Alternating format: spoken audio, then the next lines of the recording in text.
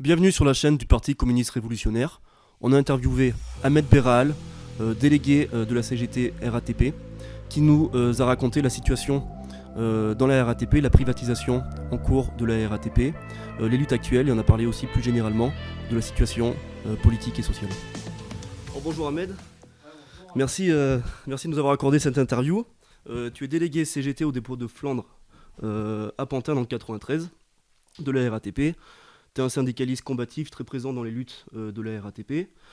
Tu as rejoint la RATP en 2004, donc tu connais bien l'entreprise, tu connais bien les luttes qui l'ont traversée, tu connais bien les attaques successives de la direction contre les travailleurs.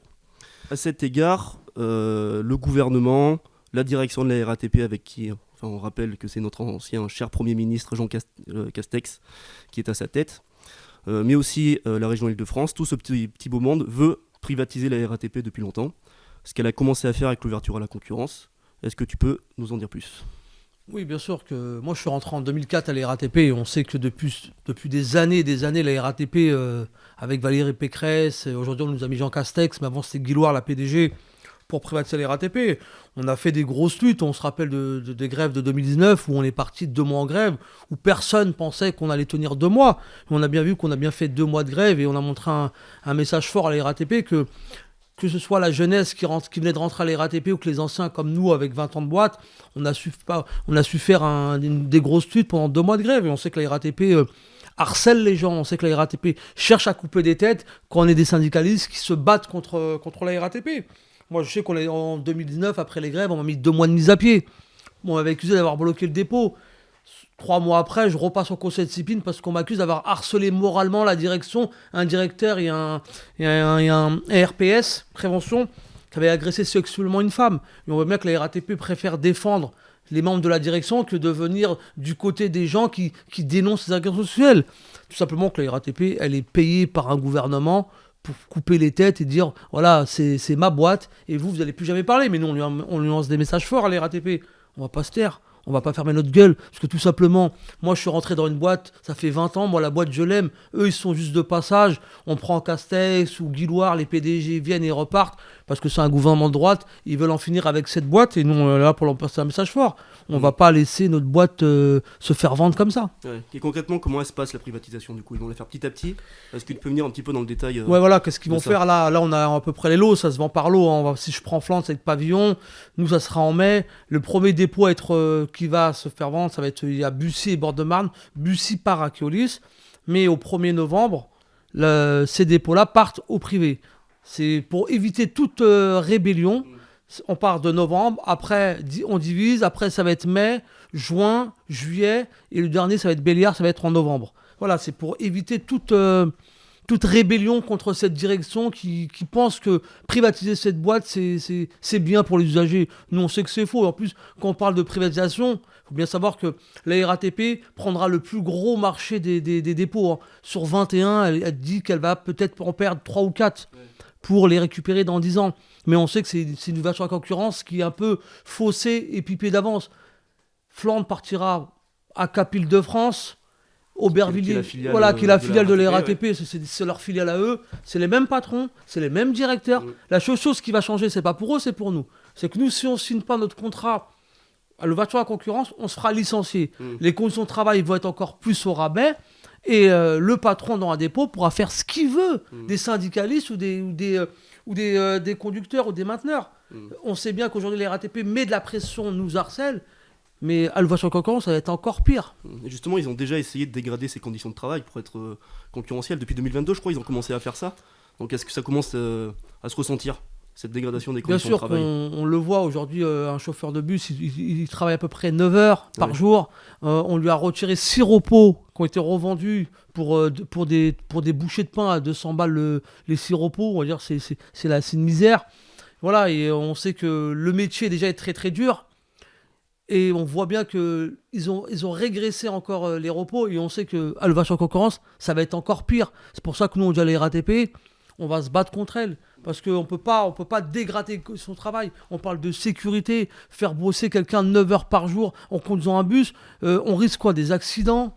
C'est ça qu'on risque. Et la RATP, elle s'en fout. Elle est là pour faire de la rentabilité. Elle veut qu'un chauffeur fait le boulot de 3 chauffeurs. C'est ça aujourd'hui ce qu'elle veut. Et aussi, du coup, on voit qu'ils essaient de réduire la masse salariale, comme le font d'autres entreprises en France. On l'a vu avec Michelin, Auchan, qui font des plans sociaux frontaux. Mais la RATP, elle est très perfide. Elle est faite de manière un petit peu déguisée, en faisant beaucoup de licenciements pour faute grave avec de faux prétextes. On l'a vu notamment avec une agente de la RATP qui se fait licencier pour un TikTok récemment, tu pourras revenir là-dessus.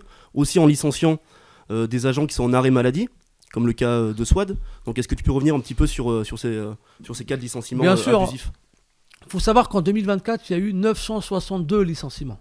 Quand je dis licenciement, il y a des gens qui sont inaptes à la conduite suite à des agressions, on les a pas reclassés, on les a virés. Eux, ils appellent pas ça un licenciement, mais moi, quand on te reclasse pas, on te fout à Pôle emploi, pour moi, c'est un licenciement. Les gens qui sont rentrés, on les a pas commissionnés, ils les ont licenciés. Des gens pour des arrêts de maladie, on les a licenciés. On se retrouve avec 962 licenciements. Et après, on va revenir sur l'affaire de Swad. Oui, Swad, c'était une machiniste qui s'était fait agresser. Et elle se retrouve avec un courrier pour voir. On veut la licencier. Parce qu'on sait que Castex a lancé un message fort. On va faire la chasse aux gens qui sont en arrêt de maladie. Et ça, ils sont en train de le faire. Toute personne qui est en arrêt de maladie, pour un arrêt où vous envoyez en retard, on va essayer de vous licencier. Et en revenant sur l'affaire de Fatima pour un TikTok, où on vire des gens pour un TikTok, parce qu'elle a dansé sur une musique algérienne dans un vestiaire, on veut la licencier pour ça. Je veux dire, on sait que la réalité, c'est pas le TikTok qui dérange. On sait tous, c'est un conflit entre l'Algérie et la France, où on passe plus de temps à parler de l'Algérie comme si c'était les boucs émissaires de la France. Mais Fatima, elle n'a rien à voir dedans. Et en plus, Fatima vient de recevoir un courrier où son accident de travail vient d'être refusé, tout simplement parce qu'il considère que ce qu'on se fait cracher au visage par un toxicomane, c'est pas considéré comme une agression. Si je vous crache dessus, c'est pas une agression. Et la RATP lui refuse son accident de travail. En plus, sur cette agression-là, elle se fait déboîter l'épaule. Et on lui dit pourquoi vous n'avez pas déclaré tout de suite, vous avez attendu que le lendemain pour déclarer. Et on sait que tout ça, ils sont en train de l'harceler psychologiquement pour éviter l'accident de travail, pour la virer et pour son TikTok. Et on sait tous que c'est. Il y a Fatima, il y avait Swad, mais on sait qu'il y a plusieurs agents aujourd'hui où les RATP leur cherchent des petites bêtes pour les virer. Et Swad, c'était suite à un accident.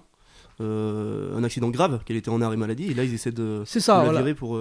Soit voilà, elle a eu un accident de travail grave au travail, et on lui a trouvé comme quoi elle aurait envoyé son arrêt en retard ou des futilités. Mais Swad ou Fatima, il y en a plein des cas de RATP comme ça où pour des arrêts de maladie, on veut vous virer. Tout simplement, il faut dégraisser la masse salariale. Pourquoi dégraisser la masse salariale ? Moins on a d'agents statutaires comme Fatima, Swad ou comme moi, on a des statuts, on préfère les virer pour prendre quoi ? Des intérimaires. À la RATP, on ne prenait pas d'intérimaires à l'époque.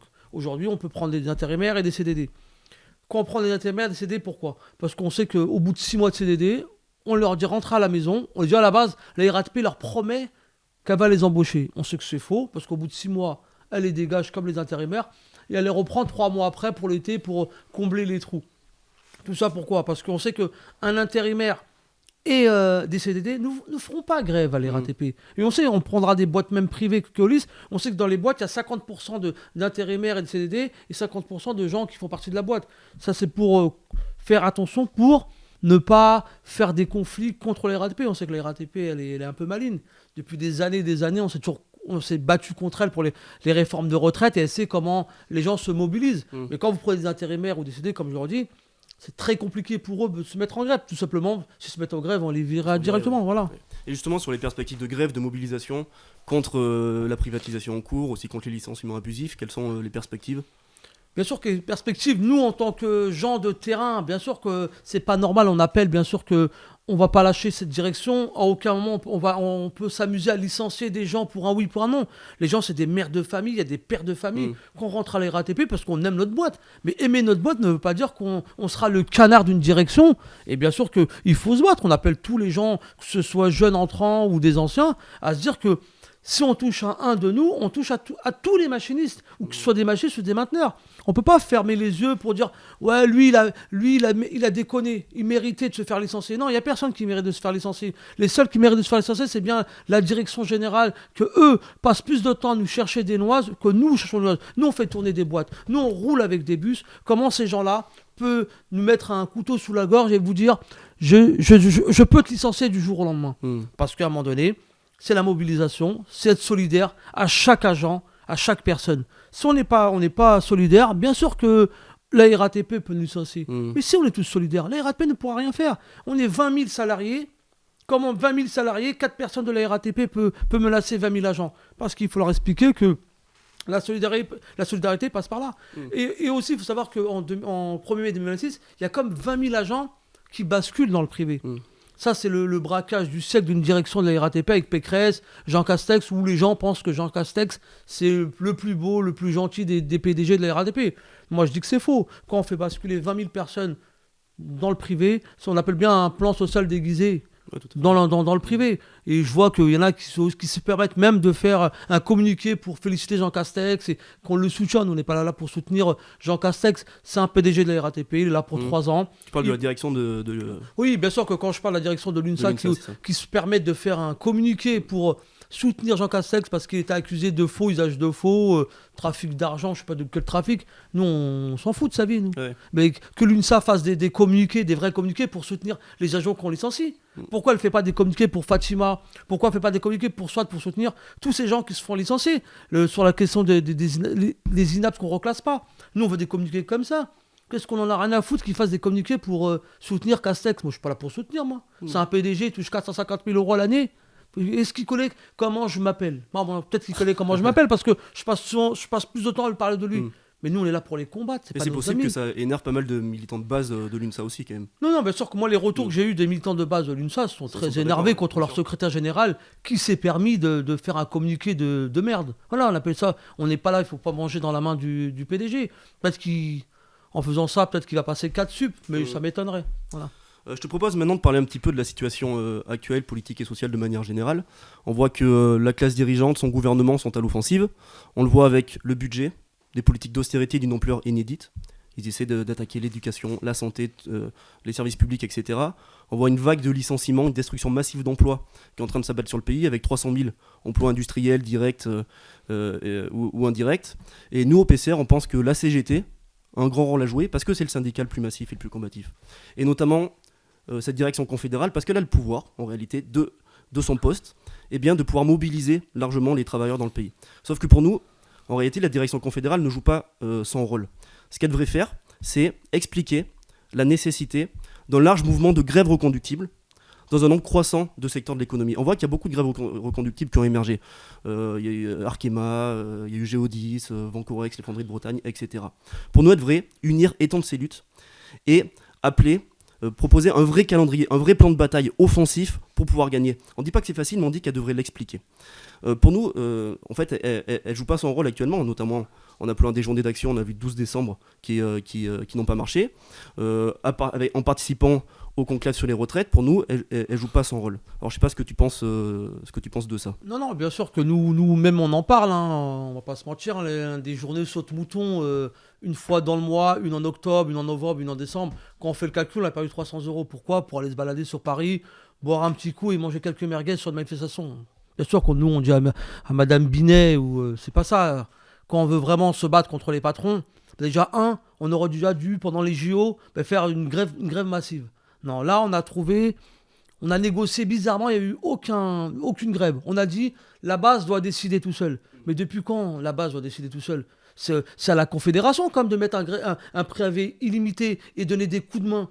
On ne dit pas à des bases, démerdez-vous tout seul. Attendez, il y a une confédération, on part sur un préavis illimité, mais déjà, quand on part sur un préavis illimité, on essaie déjà de rassembler toutes les forces, de toutes les boîtes. Non, ils sont partis négocier à l'Assemblée nationale pour dire, JO, on fait un mois une trêve. Ils ont fait la trêve, ça a bien marché. Hein. On a vu l'ancien secrétaire général Thibault avec la flamme olympique, ça voulait tout dire. Hein. Quand on se balade avec une flamme olympique, c'est-à-dire qu'il n'y avait pas de grève. C'est indirectement, Binet avait fauté à ce moment-là. Bien sûr que quand on veut aller en illimité, on prépare des caisses de grève. Le nerf de la guerre, c'est bien l'argent. Si on veut vraiment se battre contre des usines, contre un gouvernement de droite qui est Macron, qui a dit « je veux tous vous exterminer », on le sait bien, on connaît bien sa politique. On l'a vu en 2019. Mais les caisses de grève, la CGT n'en fait pas. Si elle voulait vraiment le faire, elle pourrait. Elle a de l'argent, il y a du monde.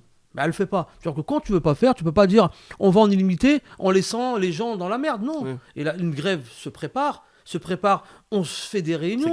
Ça s'explique. Pourquoi on va aller en grève, pour qui on va défendre. Et sous tes boîtes, tu peux pas appeler à dire je fais grève le lundi et après le lendemain on reprend le boulot. C'est pas ça la grève. Une vraie grève illimitée, elle doit se préparer avec déjà les gens de terrain, de préparer tous les dépôts de la RATP, la SNCF, les plus gros blocs qui peuvent bloquer la France. Mais expliquer un vrai truc de bataille. Pas dire, viens le mardi, on va faire une manifestation, et le mercredi, on reprend le boulot. Et comme dit, quand on veut faire quelque chose, il faut faire des caisses de grève. La caisse de grève, quand la CGT le fera publiquement, on sait qu'il y aura un vrai plan de bataille. Pour l'instant, Binet, moi je pense que dans son rôle de secrétaire général, moi je vois pas ce qu'elle fait d'offensif. Ok, ils vont à l'Assemblée nationale manger des petits fours avec tous les autres syndicalistes, ok, c'est bien beau, mais on ressort de quoi? La retraite, ils veulent nous la faire passer à 62 ans, il n'y a rien qui change. Alors à un moment donné, il faut arrêter de parler avec eux et de proposer quelque chose de dur contre ce gouvernement. Pour l'instant, on voit rien. Oui, tout à fait. Moi, ce que je vois, en tout cas, quand on intervient sur les piquets de grève, etc., c'est que tu n'es pas le seul militant de la CGT à nous dire ça. Il y en a d'autres qui partagent cette opinion, que ce soit de la base, mais même certains dirigeants de fédération, les militants les plus combatifs de la CGT. Et nous, on pense qu'il faudrait engager ce débat, franchement, dans la CGT et commencer à critiquer ouvertement la direction confédérale pour pouvoir réorienter la CGT sur une base offensive, parce que c'est une des conditions pour lutter efficacement contre le gouvernement et le capitalisme, justement. Je ne sais pas ce que tu en penses. Mais bien sûr qu'il faut la critiquer. La critique, c'est toujours positif. Hein. Quand on critique la CGT, ça ne veut pas dire qu'on n'aime pas la CGT. Moi, ça fait 21 ans que je suis à la CGT, j'ai le droit de la critiquer, je cotise, et quand il y a quelque chose qui ne va pas, je critique. C'est normal.